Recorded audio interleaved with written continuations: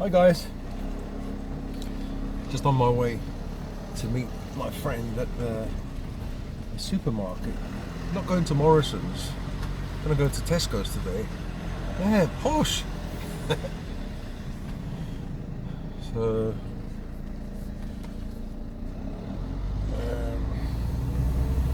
yeah, so what's been going on, you guys want to know? Yeah, with the the divorce and separation is still nothing really, because I think we did it through postal. No, not postal. Through the internet. We both agreed at mutual agreement, and I'd let her sort it out, and because I trust her. In some ways I don't trust, some ways I trust. I don't know, it's confusing. When you rely on someone so much, you have to trust. In certain things I trust her, but I don't know. I suppose deep down I don't trust her. When it comes to money, I don't trust her. So, and if she ever sees this or somebody else, look what your husband said. Because on this channel I've got spies. Yeah, there've been certain spies that go to my wife and say, what's going on about the divorce and stuff. And one of the spies being my own daughter, I think. Yeah, went to her and said, well, what's going on about this divorce? Forget about coming to your dad and saying something to him. Oh no. It's funny how people do that, how bitchy people are. Not in this case, but you can say in this case, but I'm not saying that. What I'm saying is, I remember people in the past, women usually, what they do is they bypass you, you're here, and they bypass you to get to your friends and family, and they... there's a word that people used to use, being sent to Coventry. Criminals used to be sent to Coventry, I think. And all that means is you get sent to a place that... well, you're a criminal. You're a criminal. Nobody wants to know you. You get sent to a place where nobody hears from you. Basically, it means you're excluded from society. Being sent to Coventry is just that. People don't listen to you. They ignore you, and certain people in my family have done that to me. Always women, never a man, unless he's a cuck, mangina, white knight. Those people that stand up for women's rights. Those male feminists. Nothing wrong being a man and being feminine and being sensitive. I am really sensitive. I'm in touch with my feminine side. But it doesn't mean I'm going to walk around with a handbag and, protect these women when they're destroying men. I believe in men's rights now. I didn't used to. Now that I'm screwed, you start thinking about these things. And the biggest supporters of men's rights are some feminist, actual real feminist women. I'm not talking about those that, talk about feminism and equal rights when it suits them. There is a feminist, I forgot her name, but she's involved with the men's rights movement in America. She's unbelievably intelligent, this woman. A great woman, really. She doesn't have to do what she does. There was a story of this. I think she was a feminist. Well, definitely a woman, and she didn't believe in the usual. She's a woman. She doesn't believe in men's rights, or talks about this equality stuff. And what she did is dress up as a man short hair and live as a man. And they did a documentary. She was like a reporter, or became like a reporter. And to cut a long story short, she actually committed the S word after she'd lived as a man for about a few months, 6 months, and made this documentary. She realized how difficult it was to be a man. You know, they think, women think, a lot of women think, it's easy being a man, you get everything. No, you don't get everything. She realized that living like a man is very fucking hard. You get abused, you have no rights, or you have less rights than women have. And, you know, she saw the pain of having these male friends, going out with them, and they must have told her stories, and I don't know, it really deeply affected her, and I think that's the reason why she topped herself. And it's really sad, you know, but it just goes to show maybe that men don't have it easy, and men top themselves for certain reasons, you know. And it's really sad that she had to top herself, you know. It would have been better if she obviously stayed alive and spoke about, you know, against, you know, to her peers, against the abuse that men get. They do get abuse, you know. Women go on about, what about our abuse? All they think about is some like physical abuse that is rare. You know, when it happens, yeah, it should be, you know, men should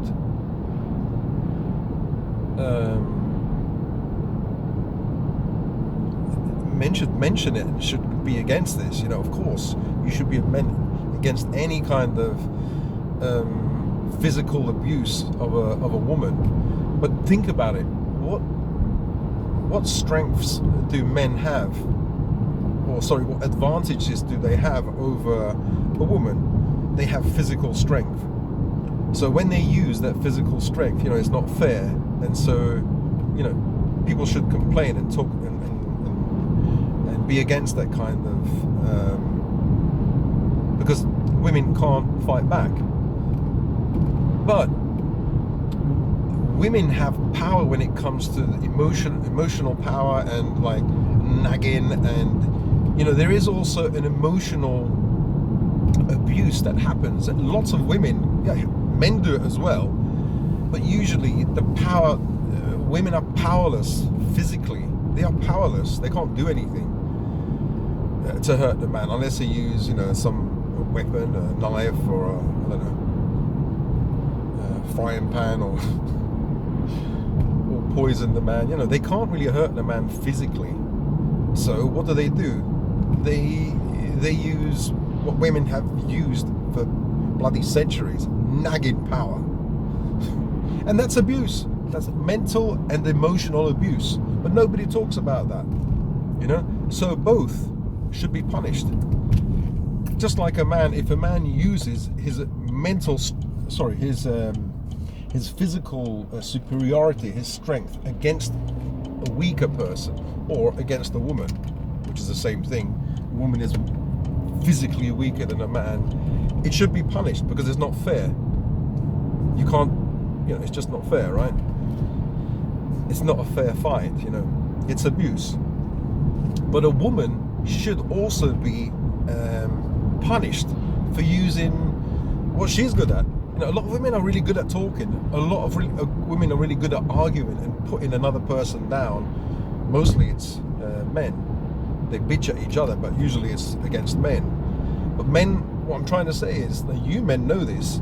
You take this for years and years and years and years, and finally you erupt and you use your power, which is physical power. But then you get in trouble, because even if you say to the police, look, she's been psychologically, mentally, emotionally abusing me for years, and I just erupted now, you know, and lashed out. The police will say, well, why didn't you complain about this years ago? Because it's not a man's thing, is it? If a man complains that a woman is beating the shit out of him emotionally and mentally, he feels less of a man, you know. So anyway, today's talk is about trusting women. The Me Too movement. Me Too. Like women, the idea, this happened a few years ago, that women should be trusted no matter what.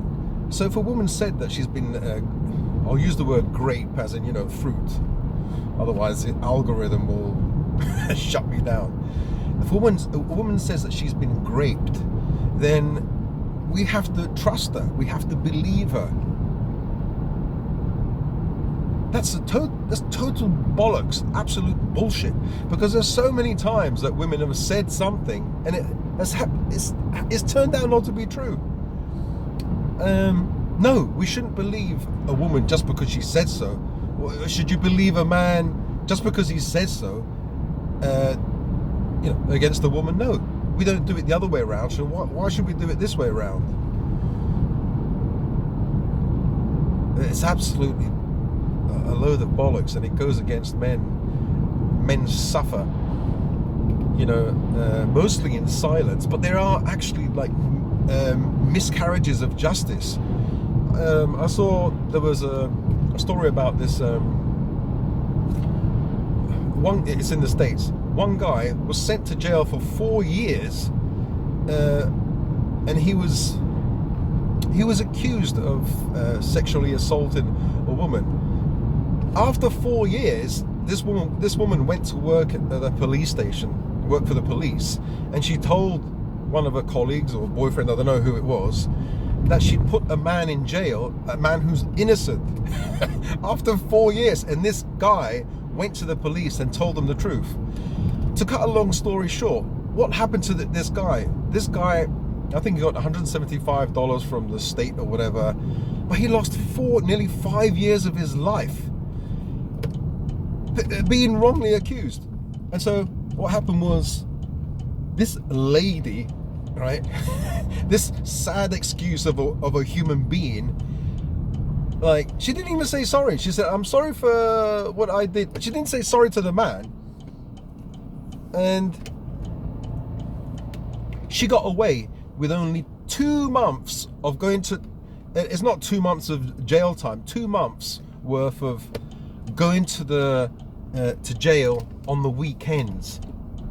This guy lost almost 5 years of his life, and I don't think he got compensated from her or anything. So basically what I'm trying to say is, when it comes to the he said, she said situation, she wins. We're supposed to trust her. We're supposed to trust her. An old guy was just crossing the road. He didn't even hear me. It's all right. That can happen to anyone. Old guy could be an old lady, I don't care. As long as I'm too tight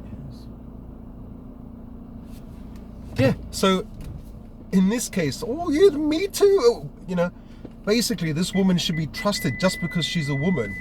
No, she's a fucking liar. She lied and she put this man in jail for no reason.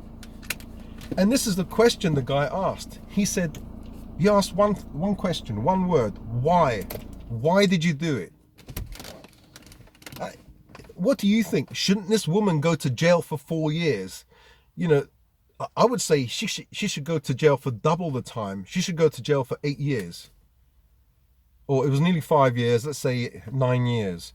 But no, she's scot-free because she's a woman. You know, and people say that there's no equality. There definitely is no equality. There's superiority. Women have a superiority over men. There was another case, was it a baseball pitcher? I think you guys in the States know who it is. So this guy, he's worth like $51 million, and this woman, she just wanted to suck him out of his money. So basically, she she was sending these text messages saying that she wants it hard, or she wants to faint and stuff like that. And such a dumb woman. It was there, it was there, right, in black and white, or sorry, in green, and anyway, the text on the phone. She videoed herself after, like, making love, all nice and happy and everything, and then she showed photos of herself all bludgeoned, like a bruise here, swollen here, and it turns out that she fucking lied. She lied, and she wanted to sue him. She wanted millions from him, basically. So these people are liars, absolute liars. Now she owes him $300,000, which she won't get. But this guy hadn't worked for 2 years because he was disgraced, and this has happened so many times in the Premier League. A few years ago, there was one guy, I think it was a Welsh guy. He was playing for a Premier League side, and he was accused of rape. And whilst the law was dealing with him, I think there was a lady. She was a famous sports star. She said that. I think she didn't say this, but the vibe was, like, unless this person is sacked or, not part of this team, I don't want to be part of. I think it had something to do with advertising for a product or advertising for the team. She would take her. She wanted to take her name out of the advertising or whatever. She didn't want her brand to do anything to do with the team. So this guy was sacked. He went to another team and played. I think he plays in the second division or whatever. But obviously he's innocent, because otherwise he'd be in jail. This woman destroyed this guy's career. And there's another one, Manchester United player. What's his name? Is it Greenwood? No, Green. And he's a mixed race guy, and I remember when it was time for, let's kneel for Black Lives Matters, he was the only one standing up. I remember this, and I think the powers that be punished him. They got this recording that he was being rough, and he said to his girlfriend he wanted rough sex or whatever. He was made to leave Man United. They loaned him out, and his career is over as well. He's still playing in maybe minor leagues or whatever. But again, this girl probably was paid by somebody to accuse him, and that's how women can destroy men. All they have to say is, like, he wanted dirty sex, and he abused me, he raped me, and all that. Your career is over. It could be that she wanted the dirty sex, she wanted to be treated roughly, and you go along with it, and then you're fucked. So what do you guys think? I have to leave. I'm not getting hot and bothered. It's actually hot today. Should women be believed all the time? I believe that there's an angel, and then 95% of the women I can't say the word, but not angelic. They're just normal. And an angel is the woman that has this money in front of her. Like, she sees a man, he's got loads of money, but she'll never go for it. She'll never, she's a good woman. She'll never sue him for money. She doesn't get tempted. 95% of women will never not go for the money. And that's what I think. See you in a bit. There's a funny video I saw. I might add it to the end of this, or maybe the next video. Spiral up, and see you guys later. Bye. One knows every angel, one knows every angle, one takes care of orphans, the other one creates them. One kneels for salvation, the other kneels with salivation. One will go up, the other gets down. Hail Mary, full of grace. Verses 5, blows to the face. One asks you to pray, the other asks you to pay. One will glow, one will blow. One prays for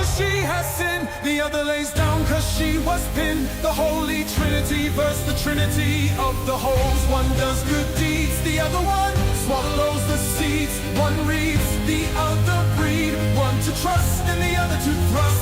One has holy water, the other has watery hole. I'm going to hell, the prayer and the sprayer, the sister and the step sister. Confessions and contraception.